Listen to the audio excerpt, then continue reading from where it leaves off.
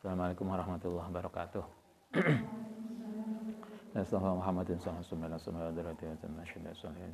wasallam. Husun malifatul kitab Syekh Nawawi Ad-Dimashqi semakulana sunnah husun la'ba'ana umatina jatina sunnah syaihna husun ila mahadina al-asqiya malang talamidhi wa asati wa ahli baitihim lillahi ta'ala lahumul fatihah.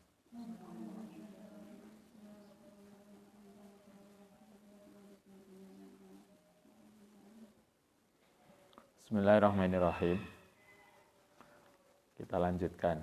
Qala Abu Hasan Al-Madain. Itu ya. Kayaknya banyak yang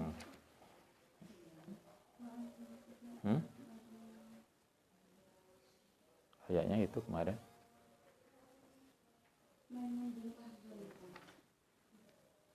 Mana tuh?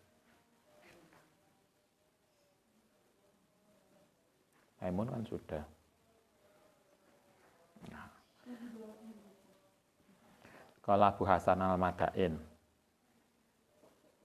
Maimun bin Mihran itu sudah. Sampai Wa'an Maslamah sudah. Nah, kemarin ini kayaknya tidur. Kalau ngendika sapa Abu Hasan Al-Madain, Abu Hasan Al-Madain dakhala masuk sapa Umar bin Abdul Aziz ala ibnihi ngatasi putrane, ngatasi anak lanange Umar fi wajaihi ing dalam sakitnya ibnihi. Ini kasus, kita masih melanjutkan kasus tentang orang-orang yang ditinggal mati anak kecilnya. Umar bin Abdul Aziz suatu ketika, Anda tahu Umar bin Abdul Aziz kan? Salah satu khalifah Bani Umayyah. Beliau khalifah yang ke-8 kalau nggak salah. Keturunan dia Bani Umayyah, tapi dari ibu dia keturunan Umar bin Khattab. Yang dia adalah dari Umar bin Khattab itu dari menantu yang perempuan penjual susu yang ceritanya sangat terkenal itu.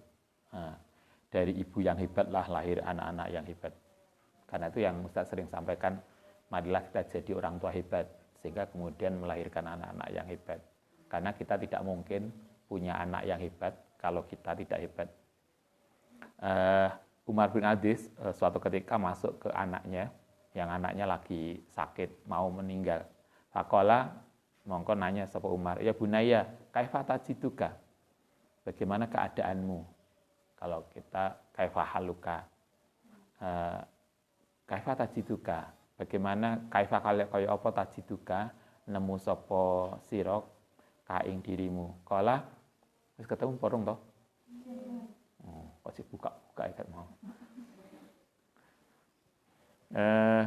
Kala ngendika sapa putrane, ajidu nemu sapa ingsun fil haqi. Kata anaknya, bagaimana keadaanmu? Alhamdulillah saya baik. Ajidu fil haqi. Kala ya bunaya lan takuna yakti utahe ana sapa sira fi mizani ing dalem bagianku iku ahabbu luwih aku senengi ilaya min antakuna ento ana sapa ingsun iku fi mizanika ing dalem posisimu. Faqala mongko jawab sapa putrane, ya abadi ya bapakku, la yakuna utawi ento ana apa ma barang tuh ibu yang suka sapa tuan, ahabu suka sapa ingsun ilaya ahabu suka ilaya mari ingsun min ayakuna ento ana apa ma iku uhibu demen sapa ingsun. Sebab ini dialog bapak dan anak yang luar biasa.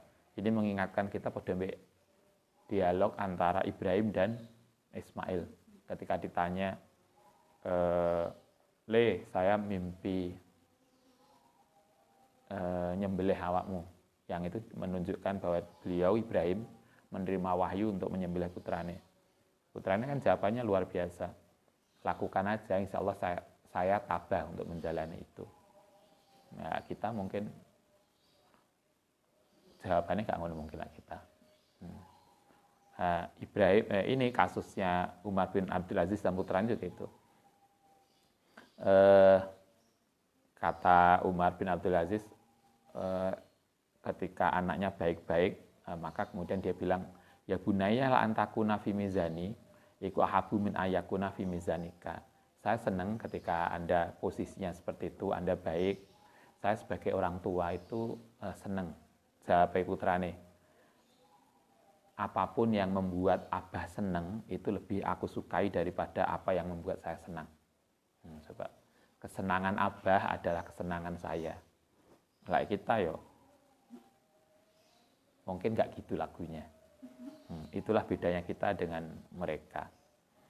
Kata anaknya, matuhibu ahabu ilayya, apapun yang menjadi kesukaan Abah, apapun yang Abah suka, itu juga saya suka.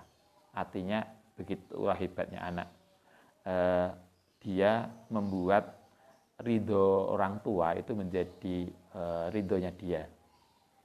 Wa'an Juwariyah ibnu Asma, an ami saking pamane, anak ikhwatan saat temene saudara perempuan salah satu yang tiga, iku syahidu nggawe persaksian yaumatus taru ketika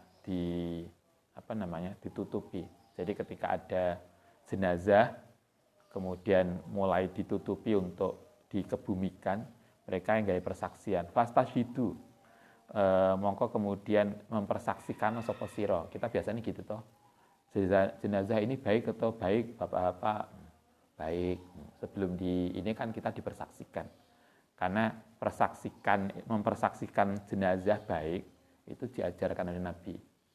Karena dalam hadis dikatakan ketika ada seorang itu mati, kemudian para yang takziah itu mempersaksikan dia baik, maka insya Allah Allah juga akan menilai baik.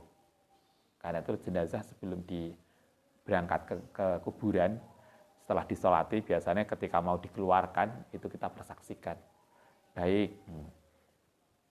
Fastashidu, faharajat, mongko keluar sapa umuhum ibu'e. Yauman yang dalam suatu hari ila suki maring pasar, libat di sakniha, untuk sebagian keadaan mereka. Fatalakoha, mongko nemuhi hu ing ibu, sapa rajulun hadara kang hadir, tustaru ketika masa ditutupi. Fa'arafathu, mongko ngerti sapa umu hu ing rajulun. Fasa'alathu, mongko kemudian bertanya sapa umu, apa ibuke tadi hu ing rajul an umuri banina, ing keadaane anak-anaknya. Faqala ustushidu, mempersaksikan sapa sira. Faqalat, mongko kemudian nanya sapa ibuke, mukbilina, menerima sapa mereka, au mudbilina, atau tidak nerima sapa mereka. Faqala, mongko jawab sapa rajul tadi, mukbilina. Hebatnya ibuke. Ibunya kayaknya nggak tahu ketika putranya meninggal dan dibawa. Kemudian ibunya nanya, orang-orang mempersaksikan apa terhadap anak-anak saya yang mati? Padahal yang mati telu. Yang mati 3 orang bareng. Kemudian ibunya nanya, masyarakat menilai apa? Kemudian orang tadi mengatakan, masyarakat menerima putra-putranya yang mati itu dengan baik, mukbilina. Qalat, jawab sapa ummuhu, alhamdulillah. Alhamdulillah masyarakat menganggap anak-anak saya baik. Nalu memperoleh sapa sira, dengan persaksian itu memperoleh sapa anak-anak mereka al-fauza, ing keberuntungan, wahatu, lan mendapatkan sapa mereka ad-damara, ing kehormatan. Binafsi, demi aku, hum wa abi ya umi, demi bapak ibuku, demi diriku, anak-anak yang mati tadi mendapatkan kehormatan karena persaksian dari masyarakat.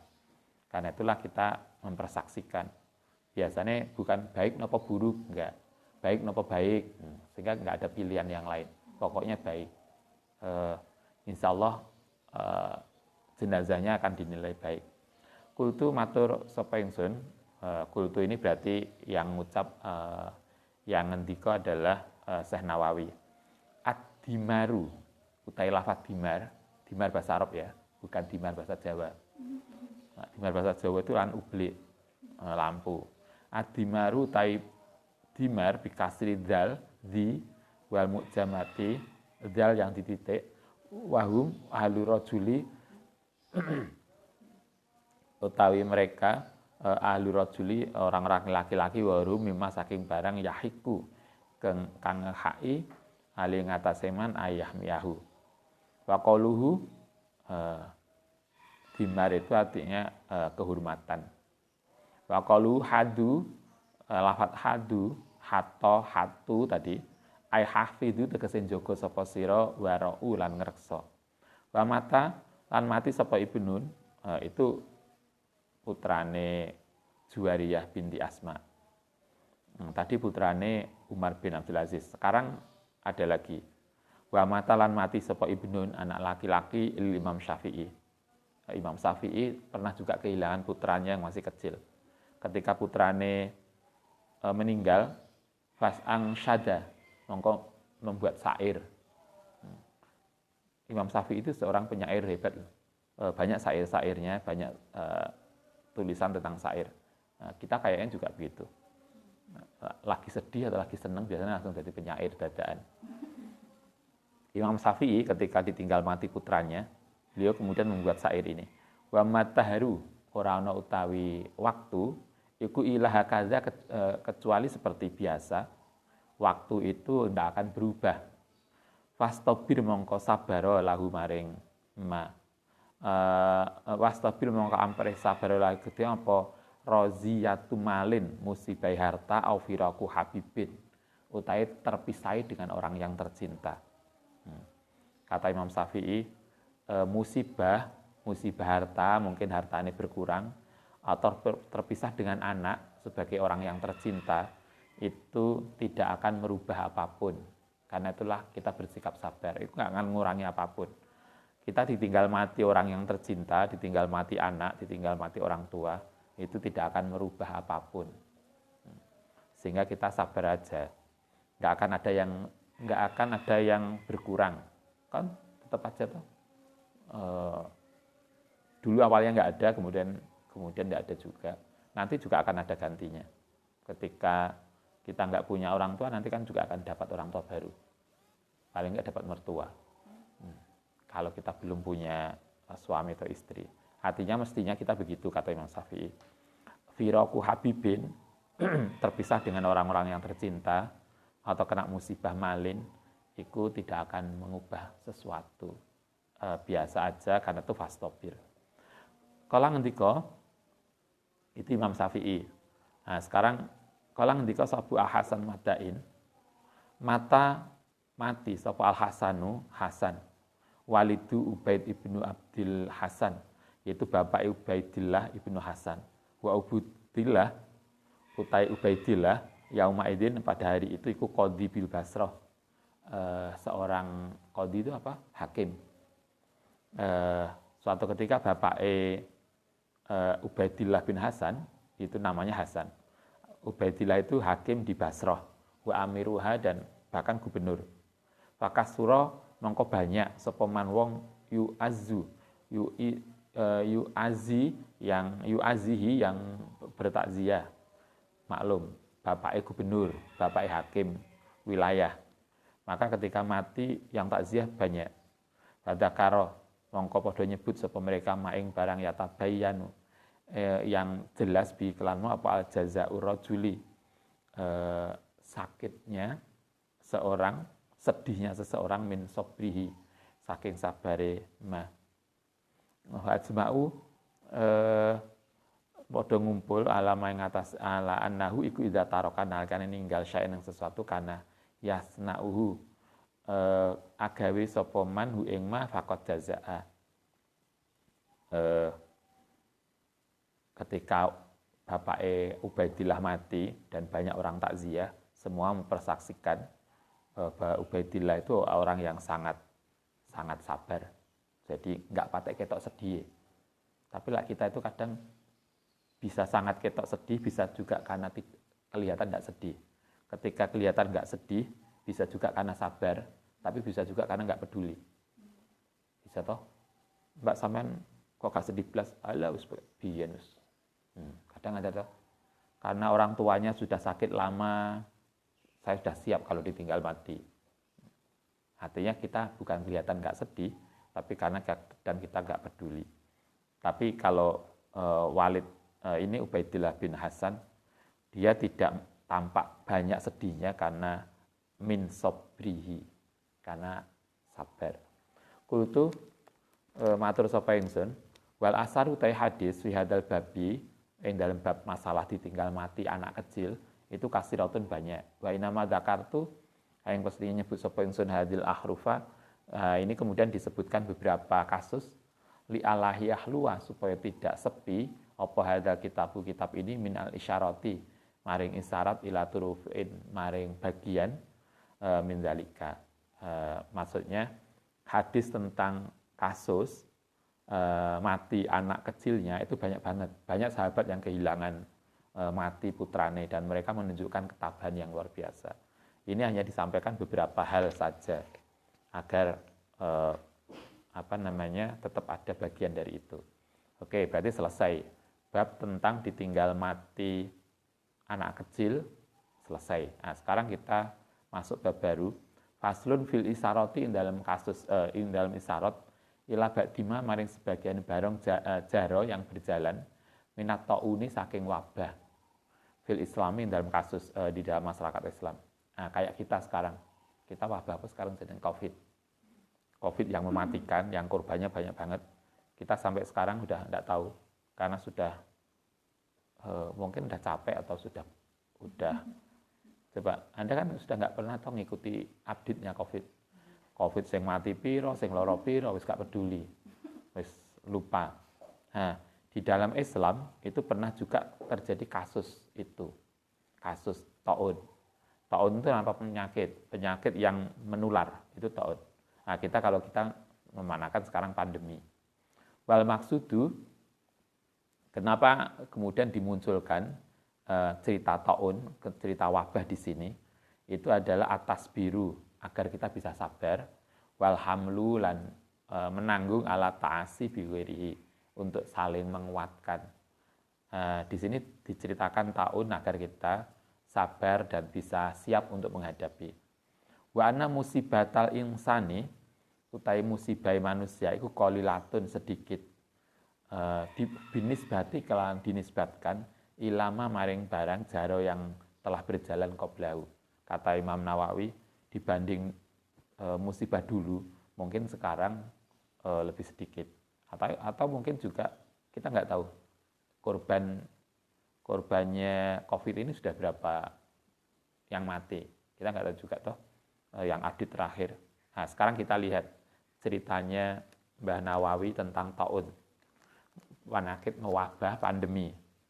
Kala ngendika sapa Abu Hasan Al-Madain, kanat ono apa taun kasus pandemi, kasus wabah, al-masyuratu yang masyhur, al-idhamu yang besar, ini yang besar saja. Fil islami dalam Islam iku khamsatun, 5. Ini tidak termasuk Covid loh ya. Covid kan belum muncul.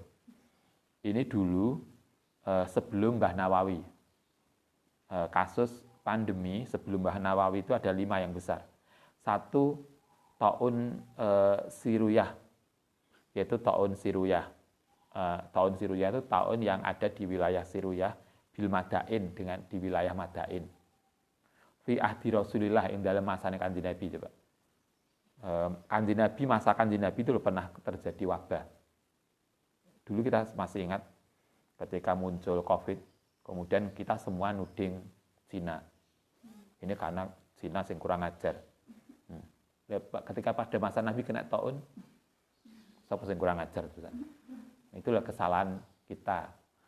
Kita sering diingatkan oleh Nabi, jangan pernah mengkaitkan sesuatu dengan perilaku orang. Nanti salah. Zaman Nabi itu pernah terjadi taun.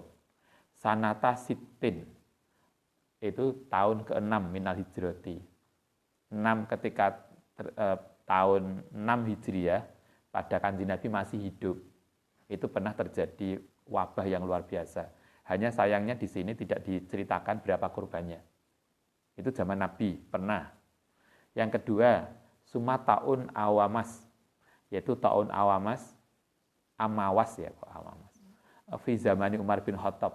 ketika Umar bin Khattab itu menjadi khalifah, Anda masih ingat kita ngaji Riyadhus Shalihin, bab-bab terakhir tentang pandemi. Ketika Umar jadi khalifah, pernah terjadi penyakit menular yang luar biasa, itu ada di Damaskus, di Sam, di Syria sekarang. Berapa korbannya? Mata mati fihi dalam kasus itu khamsatun wa isruna alfan, 25.000. Sing mati lho 20.000. Zaman Umar, kurang apa sing jadi khalifah Umar. Itu pernah jadi taun juga. Yang mati itu ribuan. Kalau sini dicatat 25.000 korbannya. Itu zaman Umar. Kemudian yang ketiga, sumataun fi zaman Ibnu Zubair. Berarti Ibnu Zubair itu berarti zaman tabi'in. Zubair itu menantunya, masih ingat, Zubair itu menantunya Abu Bakar. Suaminya Asma bin Abu Bakar. Asma itu saudara perempuannya Aisyah. Aisyah itu istri Nabi. Zubair dengan Asma itu mempunyai putra namanya Abdullah bin Zubair. Berarti kan cucunya Abu Bakar. Pada masa hidupnya Ibnu Zubair, pada fi Sawalin, dalam bulan Sawal, mulainya Sawal. Sanatatis'in wasitina, tahun 67 Hijriah. 67 Hijriah, mati fi salasit ayamin. Yang dalam 3 hari saja, fi kulli yaumin sab'una alfan. 70.000 setiap hari yang mati. Kali 3. Berapa itu? 21.000 korbannya. Bukan cuma 70 ya. 70.000 kali 3 berarti berapa? 210.000 korbannya. Berarti hampir 1/4 juta korbannya. Itu yang terhitung baru 3 hari loh. Padahal kita nggak tahu tahunnya itu berapa hari. Biasanya kan nggak mungkin toh, hanya 3 hari. Ini yang 3 hari aja yang mati terhitung setiap hari 70.000. Ini tahun masa Ibnu Zubair. Ini berarti zaman Khalifah Bani Umayyah. Mungkin tidak tahu ini zamannya siapa, Bani Umayyah. Mata mati fihi dalam kasus tahun tadi, tahun 67 Hijriah. Li Anasin Ibnu Malik, untuk Anas bin Malik. Putrane Anas bin Malik, ngerti Anas bin Malik itu salah satu pembantu Nabi. Putrane Anas itu berapa yang mati? Salah satun wasamanuna, 83. Putrane yang mati 83. Iku kabeh anake piro? Sing mati tok 83. Itu dari istri berapa? Nah, istri 4 aja berarti satu orang itu anaknya lebih dari 20 ya. Wah, luar biasa. Gitu kan? Coba. Yang mati tok putrane Anas itu salah satu wasamanuna, 83 orang. Wakila salah satu wasabuna ibnan. Menurut catatan 1 83, catatan yang lainnya 70. Tapi tetap akeh sing mati. Itu dari Anas tok sing mati. Wa matalan mati li Abdurrahman bin Abi Bakrah. Putrane Abdurrahman bin Abu Bakrah berapa yang mati? Arbauna ibnan, 40. Wong biyen ku anake gitu ya. Sing mati tok 40. Kita duwe anak 3 katanya wis akeh. Mbak, putrane sampean 3, Mbak. Kayak reuni.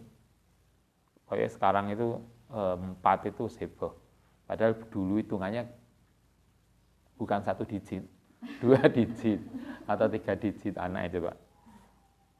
Coba Anas bin Malik yang sering meriwayatkan hadis, itu putrane yang mati kena penyakit menular, itu katakanlah 73 anak yang mati. Mungkin ya kita nggak tahu ibnan itu, tapi lain di sini ibnan itu anaknya. Kita nggak bisa kebayang putrane piro. Mungkin yang jelas putrane lebih dari 70. Karena yang mati itu 73. Kan nggak mungkin toh anaknya lebih sedikit. Oke. itu kasus taun tahun 67 Hijriyah. Wastada, kemudian kita lanjutkan sumataun. Kemudian ada muncul lagi taun fatayat. Ini enek jenenge taun fatayat. Fi sawalin yang dalam bulan Sawal. Kalau tadi bulan Rejab. Oh, tadi juga Sawal ya. Sawal. Sekarang juga Sawal. Sanata sab'in wasamanina. Tahun 87. Ternyata selisihnya sedikit loh. 67 karo 87. Berarti kacek 20 tahun. 20 tahun terkena penyakit menular kembali. Sumataun sanata ihda wa salasina wa mi'atin. Kemudian muncul lagi yang tadi tahun 87 tadi tidak disebutkan korbannya piro. Tapi yang kemudian muncul lagi tahun 131 Hijriyah. Berarti ada 50 tahun berikutnya. Fi Rajaba dimulai bulan Rajab. Wastadda lan menjadi sangat parah fi syahri Ramadan. Berarti Rejab, Sa'ban, Ramadan, 3 bulan. Yang paling parah bulan Ramadan. Wa kana lan ana iku iso dihitung fisikanil mirbat ing dalam daerah sikanil mirbat fi kulli yaumin setiap hari iku alfu janazatin 1000 jenazah. Kalau 1000 jenazah 30 hari Ramadan berarti kan 30.000. Yang paling parah setiap hari 1000 yang mati coba. Itu luar biasa. Selama 3 bulan. Itu kan berarti kalau 90 aja kan, itu satu daerah aja loh. Di Mirbat itu yang mati segitu, belum di daerah yang lain. Artinya kasus-kasus pandemi, kasus wabah menular, itu bukan hanya sekarang. Dulu juga ada, karena itu yang harus kita siapkan, marilah kita menjaga kebersihan, menjaga lingkungan, menjaga, kalau kita apa istilahnya, protokol kesehatan, agar itu tidak menular. Kan itu aja toh, karena kasusnya bukan hanya ini yang pertama, dulu malah hebat, jauh lebih luar biasa, nggak kebayang masa Umar 20.000 sahabat, kemudian masa berikutnya sampai 200.000 orang mati, itu kan luar biasa, tidak tahu siapa pemimpinnya, tidak peduli siapa pejabatnya, kalau terjadi ya kita semua harus siaga dengan itu. Sumahoffa kemudian menjadi ringan fisawalin ing dalam Sawal. Wakana lan ono fil Kufati ing dalam wilayah Kufah dan dekatnya Basrah. Apa taun sanata khamsina tahun 50 Hijriah. Tahun-tahun itu di Kufah juga pernah terjadi penyakit menular tahun 50 Hijriah. Fihi tuwafia meninggal sapa Mughirah bin Syu'bah, salah seorang sahabat besar. Itu meninggal karena penyakit menular juga. Hadza akhiru kalamil Ma'dani. Ini artinya kita disampaikan pernah dulu kasus-kasus pandemi penyakit menular yang luar biasa. Artinya tidak peduli siapa pemimpin, tidak peduli siapa masyarakatnya. Kalau ada penyakit menular ya kita harus mengatasi itu. Wa dzakara Ibnu Qutaib fi Kitabil Ma'arif an al-Asma'i fi adati ta'un.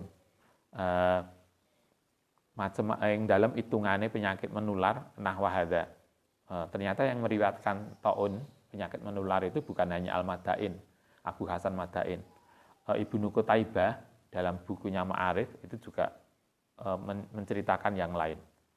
Wa fihi ziyadatun, ada tambahan wa naqsun. Jadi karena pandemi itu ada di daerah satu tetapi tidak yang lain dan seterusnya, sehingga kemudian hitungannya nggak sama. Kala ngendika wa sumia lan disebut diistilahkan taun fatayat. Kenapa kok kemudian disebut taun fatayat? Li'annahu iku bada'a mulai fil Azhara ing dalam daerah Azhara di Basrah. Taun fatayat itu muncul pertama kali di daerah Azhara, Basrah. Padahal Basrah itu sangat kuat pada ilmuannya toh, hadis dan Hasan Basri dari situ. Basrah itu terkenal karena sangat akademik sejak kecil, sejak zaman sahabat, pusat kota perguruan tinggi. Tokoh-tokoh sufi kita kenal Hasan Basri di situ, Robi Adawiyah di situ. Kalau kita belajar nahwu, kalau Anda belajar alfiyah, di alfiyah itu ada kelompok Kufah dan Basrah. Jadi sejak awal Islam, Basrah itu ada pusat keilmuan. Tokoh sufi, tokoh keilmuan itu ada di situ. Tapi kan tetap aja kena wabah. Artinya kalau kena wabah itu nggak peduli kotanya santri atau bukan.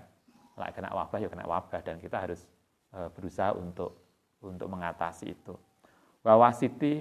Wawasito lan yang dalam daerah wasit, wasami lan sam, wa kufah lan kufah. Pernah Kufah, Damaskus, Basrah itu kena bareng.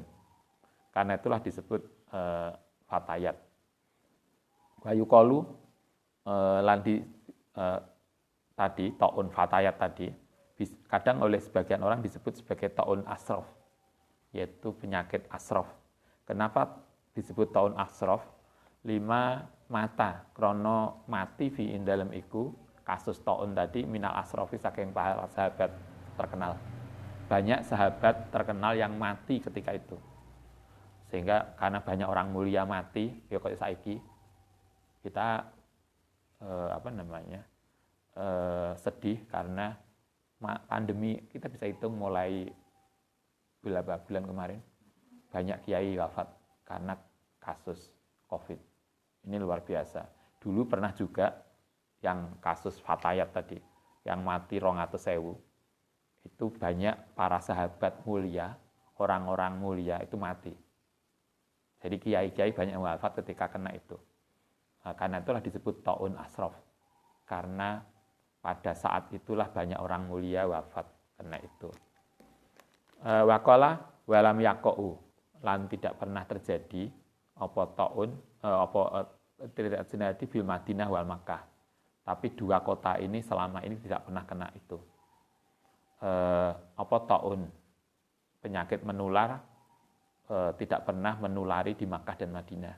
Tapi bukan berarti tidak ada. Sekarang kan COVID juga muncul di Makkah Madinah.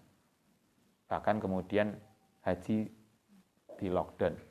Itu untuk jagaan itu. Tapi mungkin yang dimaksudkan tidak pernah separah yang lain. Kan tetap aja ada, tetapi tidak kayak yang lain yang korbannya ratusan ribu. Makkah Madinah insya Allah selamat. Dengan segala konsekuensinya, segala proteksinya. Wahadal babu wasiun. Bab ini banyak banget, dalam banyak kitab tentang taun penyakit menular itu banyak banget. Fimain dalam barang zakartuhu, kang nyebut sapa ingsun tanbihatan sebagai peringatan alama taraktuhu. Ini ditulis sebagai peringatan bahwa dulu kita itu pernah ada juga penyakit wabah yang luar biasa. Waqad zakartu hadal fasli ab 1 dijelaskan secara panjang lebar fi awali sahih Muslim. Kalau Anda ingin mencari melacak lebih lanjut tentang kasus taun di dunia Islam, bisa baca di dalam Syarah Sahih Muslim. Itu ada. Karena yang menulis Syarah Sahih Muslim juga Imam Nawawi. Jadi dia tahu, oh itu saya tulis di sana. Kayak Anda lah. Saya pernah nulis ini di buku ndi ya, boleh ka ono. Nah, kita Imam Nawawi kalau ingin, kita sering diskusi soal penyakit wabah. Kalau mencari literatur soal itu, silakan Anda lihat di Syarah Sahih Muslim bagian awal. Itu ada penjelasan itu. Baik, nanti kita lanjutkan tentang pengumuman kematian besok. Iya. Bagaimana cara membedakan sabar dengan menyerah pada keadaan ketika ditimpa ujian atau kebingungan? Apa bedanya sabar dan menyerah? Kalau menyerah itu nggak sabar, kalau sabar itu tidak menyerah. Kan? Sabar itu artinya kita itu tetap tegar, tapi tidak kehilangan untuk terus berusaha. Tapi kalau menyerah berarti sudah nggak sabar, rasa usahanya sudah hilang. Kalau menyerah itu kan jadi fatalis sekarangmu. Kan gitu toh. Menyerah itu kan segitu toh bahasa Jawanya. Sekarep-karepe lah. Itu artinya kita sudah tidak lagi ada usaha untuk memperbaiki. Itu menyerah. Kalau sabar, sabar itu kita tidak akan ngersulo, tidak menyerah karena kita tetap berusaha untuk berbuat baik. Nah, itu sabar. Sehingga bahasanya bedanya sabar dengan menyerah itu, kalau sabar tidak menyerah, kalau menyerah itu tidak sabar. Saya kira bisa dipahami lah. Gitu kan? Baik. Al-Fatihah.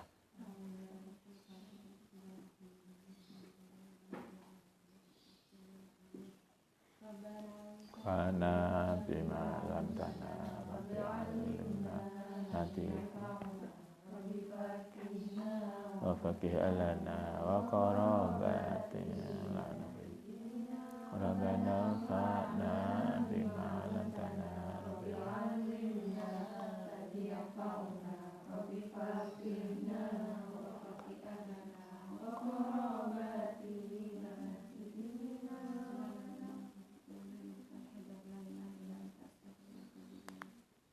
Assalamualaikum warahmatullahi wabarakatuh.